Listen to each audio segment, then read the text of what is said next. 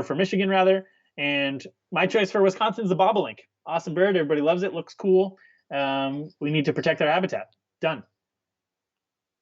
Next, please. Oh boy.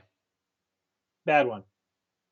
5 states have the northern mockingbird as their state bird. 5 of them. Mississippi, Texas, Florida, Tennessee, and Arkansas all have this drab little dumpster trash eating, singing, pretty cool, whatever bird as their state official bird. Next down, please. You can see that this is not a bird that's particularly unique to any of those states. It lives everywhere from California to Maine. This is not a bird that, when you think of it, you think of it in any particular habitat in any particular state. Next, please. I last did this presentation in Texas, and I did some research into why Texas chose the mockingbird as their state bird. I actually like the reasoning they chose for it. If you look in there, it says, and this was done in 1927, they chose it. They said the mockingbird is found in all parts of the state in winter and summer, in the city and in the country, on the prairie and in the woods and hills. It is a singer of distinctive type, and this is the important part, it is a fighter for the protection of his home, falling, if need be, in its defense, like any true Texan. Which is a bold ask, I think, of your state bird, that it's going to die for your state. But hey, that's Texas for you. So you can also see there that the state bird, the choice of the mockingbird was controversial from the get-go. Folks suggested turkey, folks suggested golden-cheeked warbler. I think those are some good choices. The next slide, you can see Texas, it's got more birds than any other state, right? I think. Which one has more? California? Sorry, California has more. California has more? Okay, well, Texas has a lot, all right? And dropping out back out. Texas has a lot. And it's got an awesome ones to choose from, ones that really no other state has, like a green jay, like golden-cheeked warbler, like Kalima warbler, like apple mottled falcon. I think loggerhead shrike could be an awesome choice, right? Doesn't that represent toughness of a Texan better than some dumb mockingbird? What about a great horned owl? 0 states have owls as their state bird, even though everybody loves owls.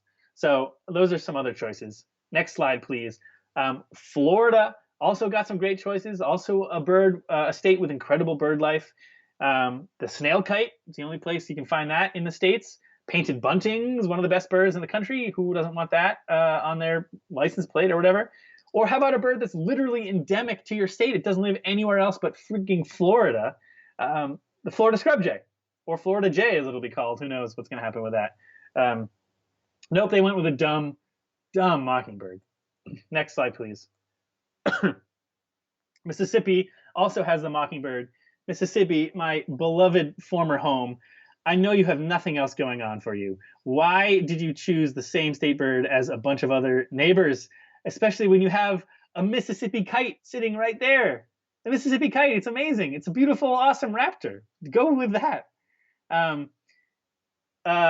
Tennessee warbler, I think that should be the state bird of Tennessee. Arkansas, you can keep the stupid mockingbird if someone wants it so bad. It's all yours. Fine.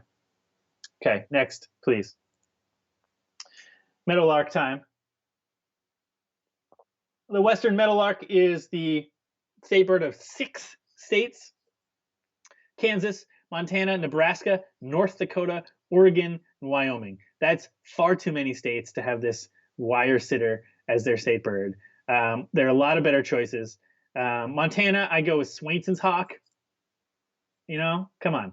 Nebraska, the sandhill crane, named after the preferred habitat along the Platte River in Nebraska. Pretty much named for you. North Dakota, how about a chestnut-collared longspur? Huh? How about that? Oregon, chestnut-back chickadee. Let's keep the chickadees going. Wyoming, prairie falcon. Prairie falcon. You have a falcon that lives in your state. Next slide, please. Oh my God. So many cardinals. 7 states have chosen the cardinal as their state bird: Illinois, Indiana, Kentucky, North Carolina, Ohio, Virginia, West Virginia. I hate it. I hate it. I get it. They're pretty. They're red. You see them. They're in love with the partners and everything. But they're just not very interesting. And there's tons of other interesting birds to choose from. If you're trying to educate your citizenry about the birds in your state, you want to choose something other than just the dumb cardinals chipping in your bushes. Illinois, how about greater prairie chicken? Right? One of the last strongholds down there. Cerulean Warbler, probably the most beautiful thing in West Virginia. Kentucky Warbler, Kentucky. It's named after Kentucky. It's called a Kentucky Warbler. North Carolina, Carolina Chickadee. No one's chosen that. Ohio, Golden Winged Warbler. Come on now. Virginia, keep the cardinal. Fine. I'm tired of talking about it. Okay, those are my D's, but we're not done. Next slide, please. F. There are some F's. Let's jump to them now. Next slide. 2 states have chickens as their state bird, chickens. Domesticated birds that are kept in pens and that you eat them. It makes sense when you think about the states because, okay, it's Delaware and Rhode Island are the 2 smallest states, and I'm not offending the ABA. I know I love Delaware. I love birding in Delaware. Delaware has some of the most underrated, amazing bird life in the country. But they are, I think, have a little Napoleonic complex. I think there's a Delaware blue hen. It's named after Delaware. It's their breed or whatever. And so they went with that. Fine, do what you need to do. Rhode Island Red, same thing. Rhode Island has nothing going on. They're tiny. This is their endemic species, the Rhode Island Red. So, okay, rock and roll. I think it's terrible that you're choosing a domesticated eating bird as your state bird. It doesn't educate anybody. It doesn't help conservation. It doesn't do anything. But that's what you did. But there's one left. Next slide, please. F minus. I've never gotten an F minus, I promise. I don't know if it's a real thing, but I feel like this bird deserves an F minus. It's my least favorite state bird of all the state birds. It's the last on the list. Next slide, please. It is the ring-necked pheasant of South Dakota. This is a game bird that is native to a different continent, that is captured and just thrown out into the fields where it scampers around for its life. This is not a native bird in any way to South Dakota. It is a bird that is just hunted for sport. I love the bird. It's beautiful. Kudos to it. I love its survival. But I think it is an absolute travesty that a state has chosen a non-native game fowl as their state bird. I don't like it. Thank you. That's all 50. I have one more thing I want to talk about. Next slide, which is how do you change these things? Can you change a state bird if it's really bad? Many states have tried, believe it or not. Florida, there has been repeat efforts to change it, most often to the Florida scrub jay. I encourage you to do a little Bing search on this story. There's this NRA lobbyist woman who squashes every attempt to change a state bird. In Nebraska, they've changed it, or Michigan, I'm sorry, they've attempted to change it. So people do try to accomplish this. And next slide, please. So have I.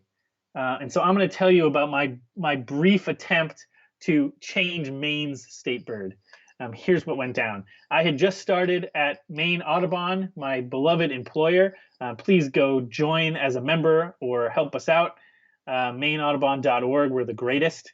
I had just started. I was like a week into the job, and I said, hey, I want to take a look here at the law that Maine passed to establish the black-capped chickadee, which we all know is our state bird, as our state bird. So I went and looked at the law, and all the law says, the entirety of the law is one sentence: the state bird shall be the chickadee. That's it. And I, being a birder, said, that's interesting, because Maine has 2 chickadees. And so when you say the state bird shall be the chickadee, what chickadee are you talking about? In Maine, of course, we have the black-capped chickadee, familiar from Kittery to Aroostook County, in everybody's backyard, all over the place, beloved black-capped chickadee. We also have, in the northern part of the state, the boreal chickadee. Less abundant, less common, harder to see in all ways, but still a chickadee, a hardy bird, and one that we should be proud of. So I said, interesting. And I sort of filed that away. And about a week later, I happened to be making small talk with a reporter for the Portland Press Herald. And in trying to think of things to say, I said, hey, did you know that Maine doesn't really have a state bird? And then next slide. Of course, it was all over the newspaper after that. Was front page news in Maine for a while. Is our chickadee an imposter? And once that happened, some other people took it up. A legislator in Skowhegan, Betty Austin, took up the mantle with her students, and they put a bill into the legislature trying to get clarity around the situation. And the idea being that maybe we should change our state bird to the boreal chickadee. Next slide, please. So I went up there. I testified in front of the state legislature about boreal and black-capped chickadees. Maine Audubon did not officially take a position on the bill either way. That we were there for clarity and for information. But I said that this was a problem, the lack of clarity in the bill. I said it's like going into a pizza place and just saying, I'd like the pizza. You gotta specify what kind of pizza you want. You know what I mean? I think it's a problem. The committee did not agree. Next slide. This is a little article here about the hearing that was held. There were people who were concerned about the cost. There were representatives saying that I don't want to vote for a state bird that doesn't live in my district, which I get. It all became very political, as you might imagine. And next slide. It's over. I lost. The bill didn't go anywhere. It didn't get out of committee, and that was that. So that was my brief flirtation and failed attempt to change Maine state bird. Next slide, and that's the end of my presentation. Thank you. I would love to hear from you about your state bird, whether you like it, whether you don't like it, whether there's something that would be a better choice. Holler at me. I think we're somehow taking questions somewhere. And so we'll try to take some questions. Nick, thank you so much. That was fantastic. I do have one piece of business to note for folks that have been listening. Thank you all so much for stopping by virtually and listening to our bird club. We had almost like 300 people listening at one point. That's like 4 regular sized bird clubs. I feel like that's pretty impressive. One thing I want to say before then, if you enjoyed this sort of virtual bird club, we'd love to keep doing more of it. I hope that some other people will see what we're doing here and say, hey, I could do that. I could be a person giving a presentation on Facebook or Twitter. Please get in touch with me at naswick@aba.org, and we'll hook you up. We'll do this for someone else. But I do want to say one thing is, this is a difficult time for a lot of people. This COVID-19 emergency has really thrown a lot of us for a loop. We at the ABA are no different. We have had to postpone a lot of our events that we had planned on doing later this year. We have lost a lot of ad revenue because obviously we get a lot of revenue from our friends in the bird travel industry, and they are justifiably having to pull back. But membership is still there. If you want to join the ABA now, we have a special deal for that. I'm going to throw it up here. If you want to go to aba.org/join and type in the code Birdwell2020, it's right there above me, Birdwell2020, all caps, no spaces, and you can get an ABA membership for $15 off. 15 whole Yankee dollars off an ABA membership. There's no better time to do it than right now. Please go and join us, help us out. And we're going to take some questions, Nick, and I'm going to leave that code right up there, aba.org/join. Please go ahead and join us. You get great magazines. You get to help support stuff like this. Nick, people mentioned D.C. You used to live in D.C. Why didn't you talk about the D.C. birds? Sorry, my homies in D.C., the wood thrush is our official district bird, and what a wonderful choice it is. It's a beautiful bird. We can hear it every spring. It lives in Rock Creek Park singing its little heart out. It's endangered by all the cats up there, and all the people are walking around, the dogs running around. Sorry to my DC Audubon friends for not mentioning the wood thrush. It's an awesome state bird. I'd give it a solid A. Yeah. Oh, and also, I knew this would happen because I talked to you about this before we went live. We had a few people mention Canadian provincial birds. Yes. The list of state birds for the Canadian provinces is awesome. Mwah, yeah, to Canada. It's very good. As usual, they best us in all the important things. Let me read it really quickly. because every sort of failing that we have in the States, they have filled. So let me do this alphabetically, I think. Alberta. Right. Yeah, there's like 10 provinces, so you should be able to go through. Yeah, I'll do it quick. Yeah. Alberta, great horned owl, awesome. British Columbia, stellar today, beautiful. Manitoba, great gray owl. Yeah, are you kidding excellent. me? Best choice. Yeah. New Brunswick, black-capped chickadee, well, it's the only one in Canada, fine. Newfoundland and Labrador, Atlantic puffin, cool. Northwest Territories, gyrfalcon. Nova Scotia, osprey, awesome. Nunavut, rock ptarmigan, that's okay. Ontario, common loon. Prince Edward Island, blue jay. Quebec, snowy owl. Saskatchewan, sharp-tailed grouse, bold choice, I love it. Yeah. Yukon Territories, common raven. Yeah. 10 out of 10 across the board. Yeah. My home in faithful. What's this?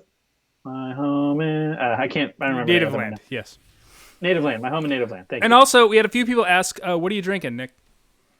Oh, I'm drinking some Maine beer. This is Allagash White, of course, out of a dusty old Celtics cup. David Paul asked, how much does a full-page ad run? I would suggest you to get in contact with John Lowry at jlowry@aba.org. He can help you out. He's the guy. If anyone has any other questions, please shoot them in the comments. Nick, great presentation. Really enjoyed it. I'm amazed that you got through all 50 birds in under an hour. That was I think really about it a lot, actually. So. Thanks for having me so much. Thanks to the ABA. I hope everybody.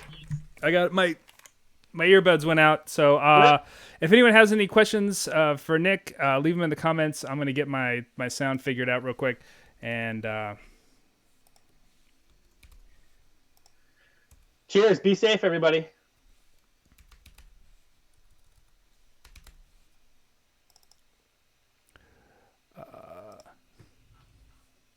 All right, well, so we're good. And so let's see here. Everyone says thanks. That's great. Great job, Nick. I want to thank you again for doing this for us. And and if anyone has any other questions, please leave them in the comments. Nick, just keep an eye on this for maybe a little while, and you can throw in there and get them. Yep. Yeah. Hit me on Twitter as well if you want to ask other questions. Or he is at the Birdist, and we're at ABA. And once again, if you want to join the ABA, there's no better time than now. aba.org/join. Birdwell 2020. It's right there above me. Put that hashtag. Put that code in. You get $15 off an ABA membership. That's all ABA memberships. Thank you so much, Nick. We'll see you next time. Bye. See you later. Bye, guys.